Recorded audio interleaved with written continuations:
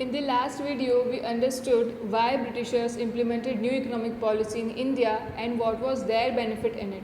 We also understood that how the traditional economy of India collapsed because of the policies of Britishers. Okay, so let's continue further with the next topic, that is British rule ruined the life of artisans and craftsmen in India. So we know that till 18th century, Indian handicraft products were in great demand all over the world because the Indian handicrafts were very famous. We understood it in 11th standard as well. Okay, and also Indians were considered better than the Western countries because of their sharp intellect, their detailed information, and because of their creativity. Okay, and also before Industrial Revolution, Western countries did not have big ships to carry loads, but they owned the ship for their business purpose only. So the ships that were maintained by the Western countries were just for their business purposes, but not for the carrying big load. Okay. Now, the most important industry among the artisan and craft based industry was the cloth industry. Okay. So weaving of cotton, silk and woolen clothes was the main industry in India at that time. So weaving of cotton, silk and woolen clothes were the main industry of India at that time. Okay. So these clothes were exported to England, some part of Europe, China, Japan, some countries of South Africa, Arabia, Iran and some parts of Africa.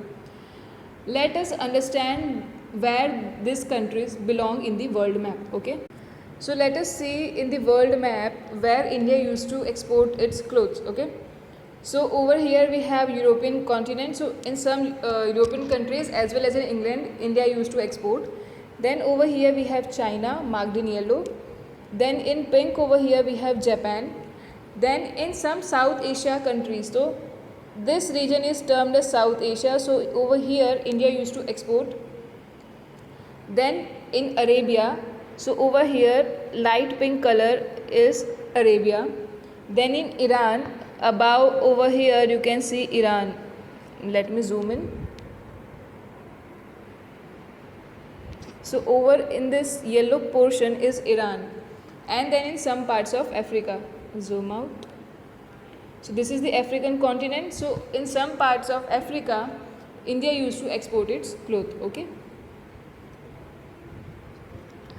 Then apart from that, Bengal, Lucknow, Ahmedabad, Nagpur and Madurai were some of the main centers of the cotton weaving industries. Okay, so Lucknow, Bengal, Ahmedabad, Nagpur and Madurai were the some major centers for the cotton weaving. Okay, and other industries were also famous like silk of Dhaka, mattresses of Lahore, shawls of Kashmir, jewelry designs on gold and silver, design on marbles, sandalwood and glass also existed on large scale in India.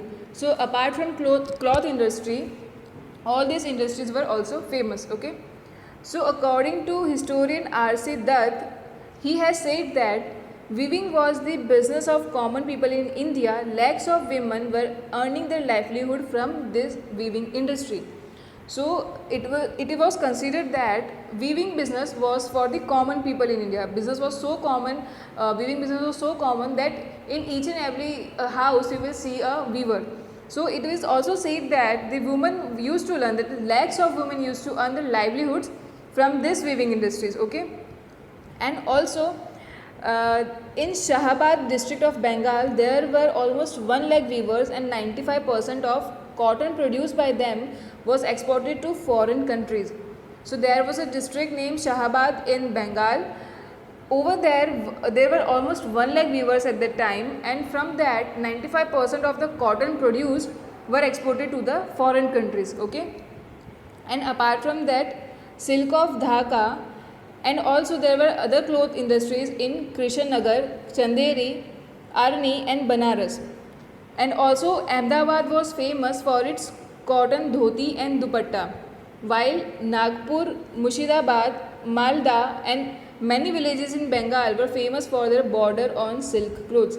So Nagpur, Murshidabad, Malda and some villages of Bengal were famous for their border on the silk clothes. Okay, you have an MCQ on this sentence also, that is Nagpur is famous for what? Then it is famous for border on silk clothes. Okay.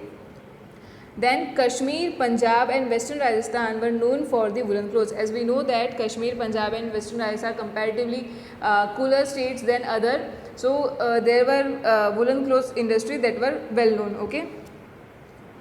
Then India was also famous for its metal work. So it is said that the ship making business of India was also better than that of England. Okay. So in the field of metal industries, there were industries to make goods from copper, brass and aluminium. So which metal industries were famous at that time?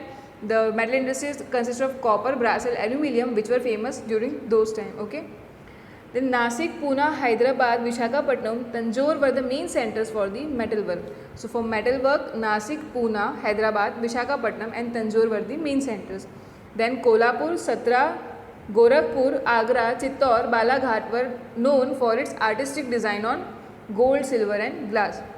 So you would find gold, silver and glass work in Kolhapur, Satra, Gorakhpur, Agra, Chittor and Balaghat. Okay. So this is how we come to conclusion that India was very much developed economy in the ancient time. Okay. So what happened was, as Britishers gained power, they demolished the traditional economy. They demolished the craft based industries in Bengal and also in the other parts of India. Okay.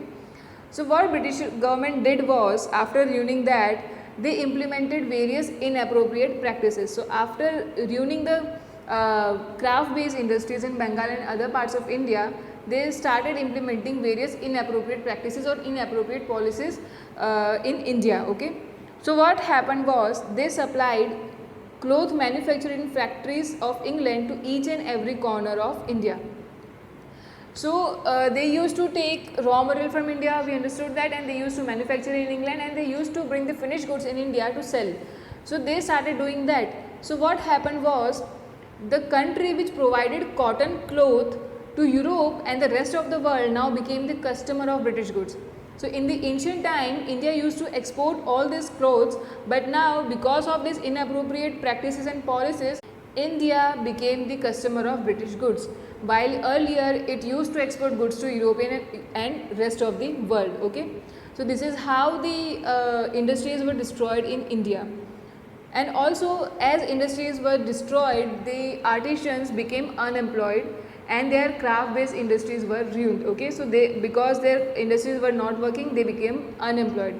And what happened that they took the support of land and agriculture, because they do not have any work of weaving, or they can't sell their products in the Indian market or in the foreign market. So they started moving to the agriculture. Okay. So some become artisans became farmer and the remaining became the laborers. So some became the farmers and the remaining became the laborers, and this is how the social structure of India changed. And also, because of the people moving towards the agriculture became costly, and it was costly, and so the age old economic system of villages were broken. Okay. So this is how the artisan and craftsmen were ruined by the British rule. Okay.